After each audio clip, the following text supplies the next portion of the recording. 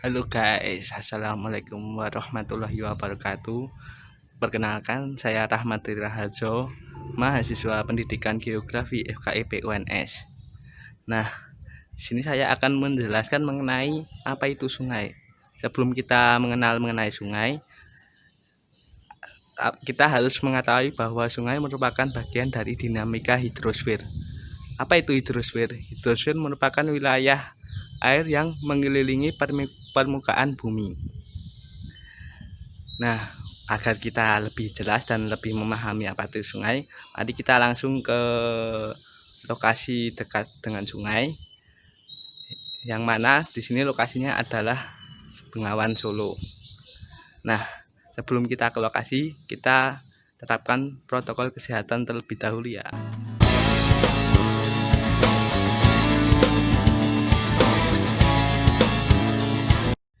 Nah, sekarang setelah mengikuti protokol kesehatan yang ada, mari kita menuju ke lokasi.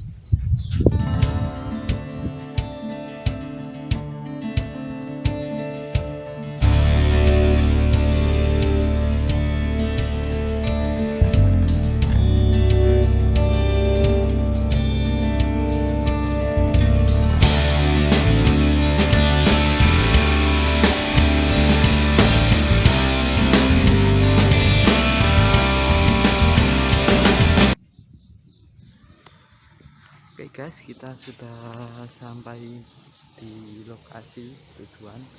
Nah, untuk lokasi saat ini berada di Samping Gentingan Wetan, Kelurahan Jebres, Kecamatan Jebres, Kota Surakarta.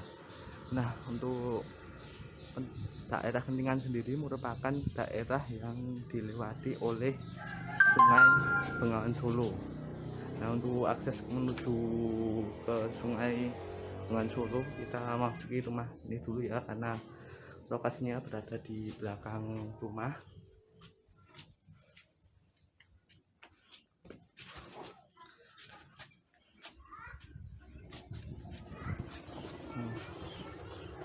Oke guys, itu sudah terlihat Sungai Bengawan Solo. Untuk lokasi sekarang, Sungai Bengawan Solo menjadi perbatasan antara Kota Surakarta dengan Kabupaten Karanganyar.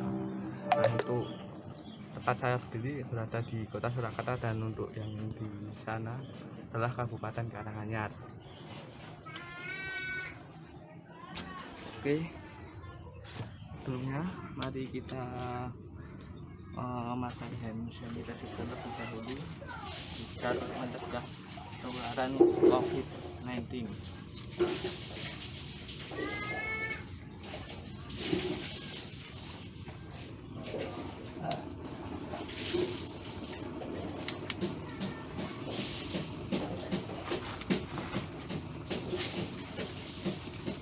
Ini saya mohon maaf karena harus lepas masker agar suara saya lebih jelas.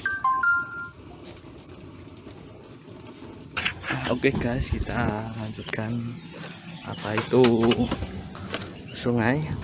Nah, untuk pengertian dari sungai sendiri merupakan suatu aliran air permukaan yang mana mengalir dari daerah hulu sampai ke hilir. Nah, untuk sumber dari air sungai ini ada beberapa jenis. Yang pertama ada sungai hujan, yaitu sungai yang berasal dari air hujan yang turun ke bumi. Kemudian ada sungai gletser, yaitu sungai yang berasal dari pencairan es, salju ataupun gletser. Dan yang terakhir ada sungai campuran. Nah, untuk sungai campuran sendiri itu merupakan campuran dari air hujan yang turun ke bumi dan pencairan dari gletser, es ataupun salju. Nah, sifat dari air sungai sendiri mengalir dari daerah yang tinggi ke daerah yang rendah. Untuk daerah yang tinggi itu ada di daerah hulu, dan daerah yang rendah ada di daerah hilir. selanjutnya saya akan jelaskan mengenai tipe-tipe dari sungai. Untuk tipe-tipe dari sungai ada beberapa jenis, yaitu ada tipe sungai konsekuen, tipe sungai subsekuen, tipe sungai resekuen, dan tipe sungai obsekuen. Nah, untuk tipe sungai konsekuen sendiri merupakan sungai yang arah perlapisannya arah sesuai dengan daerah kemiringan lerengnya seperti ini. Dan untuk tipe sungai subsekuen itu sungai yang arah alirannya mengikuti tegak lurus dengan sungai konsekuen. Dan untuk sungai resekuen itu sungai yang arah alirannya mengikuti kemiringan dari lapisan batuan seperti ini. Kemudian untuk sungai obsekuen sendiri, sungai yang arah alirannya berlawanan arah dengan kemiringan lapisan batuan atau berlawanan arah dengan sungai resekuen. Nah, selanjutnya ada tipe pola aliran sungai. Untuk pola aliran sungai ada beberapa jenis juga. Yang pertama ada pola dendritik. Kemudian itu pola yang mana pertemuan antar aliran sungainya membentuk sudut tidak tertentu dan biasanya akan berbentuk seperti struktur pohon seperti ini. Kemudian ada pola rektanguler. Nah, untuk pola rektanguler ini aliran sungainya akan membentuk sudut siku-siku atau sudut 90 derajat seperti ini. Kemudian untuk sudut pinet, aliran sungainya akan membentuk sudut lancip. Nah, untuk pola trellis ini alirannya sejajar dan akan membentuk seperti pagar atau trellis seperti ini. Dan untuk pola anular sendiri, pola yang berada di alam yang topografinya perbukitan dan nantinya alirannya akan menyatu di daerah hilir dan akan membentuk cincin seperti ini. Untuk pola paralel ini aliran sungainya sejajar satu sama lain. Dan untuk pola radial ini aliran sungainya menyebar secara sentrifugal dari titik ketiganya. Untuk pola sentripetal berlawanan dengan pola radial karena di sini alirannya juga menyebar tapi ini menuju ke cekungan alam yang ada. Nah, untuk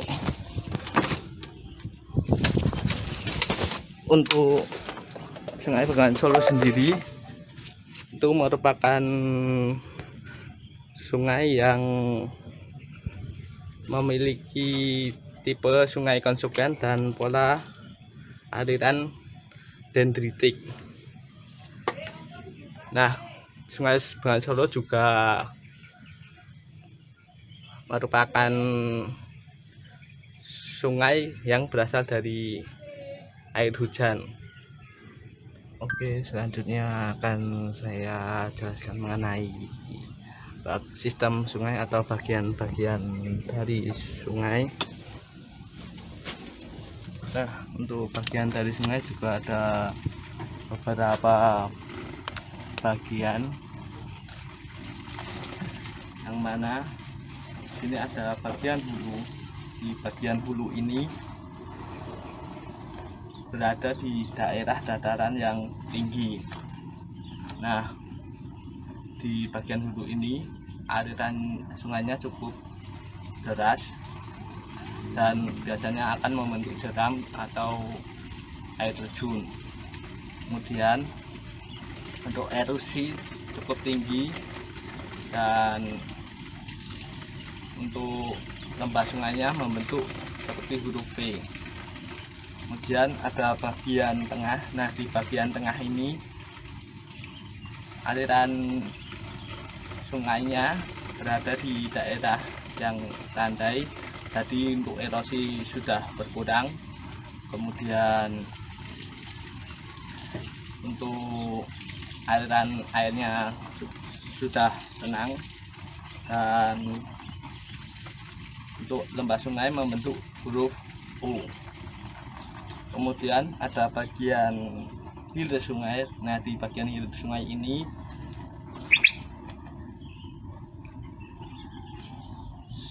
aliran airnya tenang, tidak deras, kemudian berada di daerah dataran rendah, dan erosi mungkin sedikit dan bahkan tidak ada.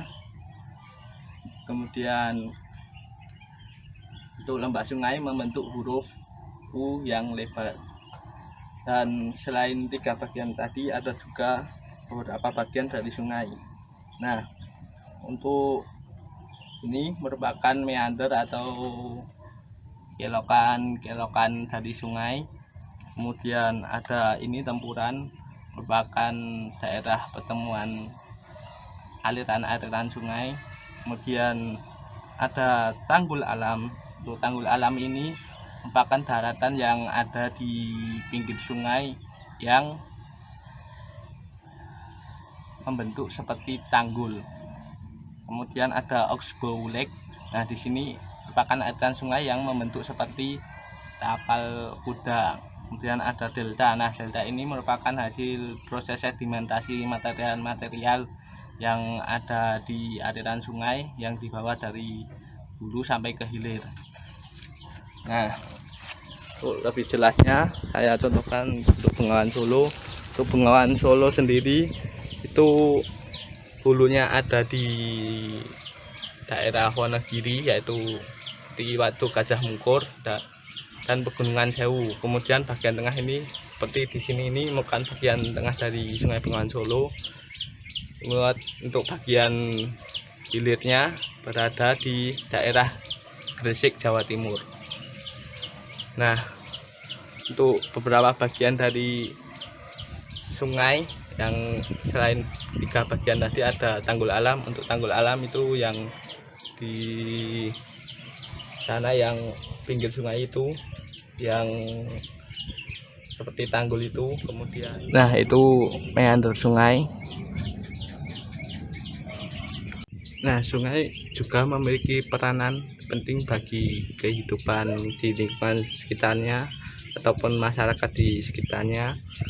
Untuk manfaat bagi lingkungan sekitarnya yaitu sebagai tempat hidup makhluk air seperti ikan dan lain sebagainya. Kemudian untuk ada juga untuk sumber air bagi tumbuhan untuk berkembang biak. Kemudian bagi masyarakat, terus air sungai dapat diolah untuk kebutuhan masyarakat sekitar. Kemudian untuk mata pencarian juga seperti yang dilakukan ya, orang di sana. Nah, di sana itu ada orang memancing ikan. Kemudian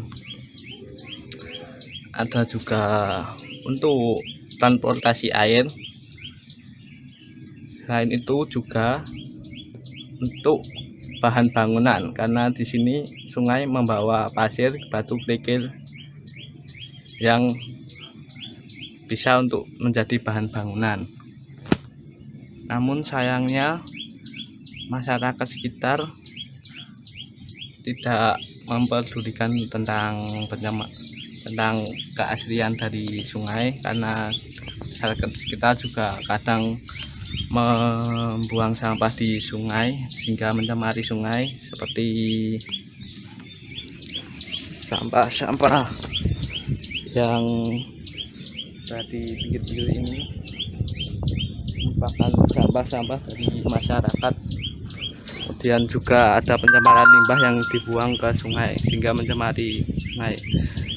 Jadi marilah kita menjaga kelestarian dari sungai agar kita juga dapat memanfaatkan hasil dari yang diberikan oleh sungai tersebut.